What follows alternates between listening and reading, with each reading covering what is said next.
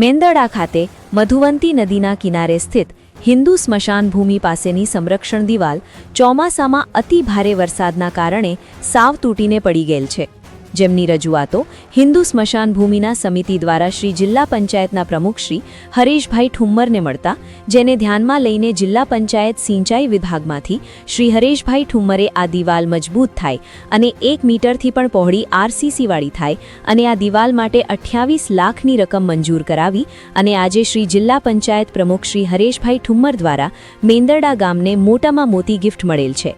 સાથે સાથે સ્મશાન ભૂમિમાં સરપણ રૂમ માટે ₹5 લાખની પણ ગ્રાન્ટની મંજૂરી આપેલ છે।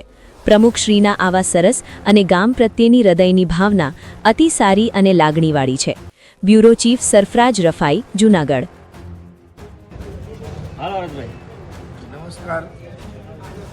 આજ રોજ મેંદરડા ગામ એટલે કે 25,000ની વસ્તી ધરાવતું ગામ છે, એનું આ સ્મશાન છે। આ સ્મશાનની કમિટી થોડોક સમય પહેલા મને મળેલી।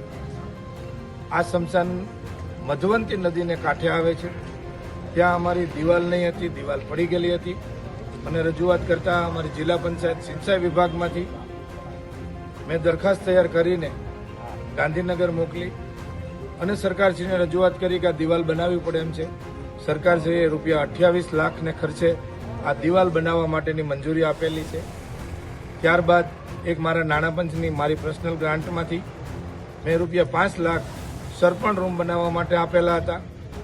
મેંદરડા નગરના સરપંચ અને એમની આખી પંચાયતની બોડી, આ સ્મશાનની કમિટી અને ગામજનો, જિલ્લા ભાજપના મહામંત્રી હિરેનભાઈ, સરપંચ એડી ખાવડુ અને સૌ આગેવાનો વિજયભાઈ પાનસુરિયા બધા મળીને આજે મારું સન્માન રાખવામાં આવ્યું છે। આ જે કામગીરી કરવામાં આવી છે એ બદલ મારું ભવ્ય સન્માન કર્યું। આ સન્માન કરીને મારો જુસ્સો વધાર્યો છે। હજી પણ આ પ્રકારના સેવાકીય કાર્યો હશે એમાં અમે હર હંમેશ કરતા રહીશું। આ કમિટી ખૂબ સારી સેવા કરી રહી છે, અવિનવી સેવા કરતા રહે એવી શુભકામના પાઠવું છું।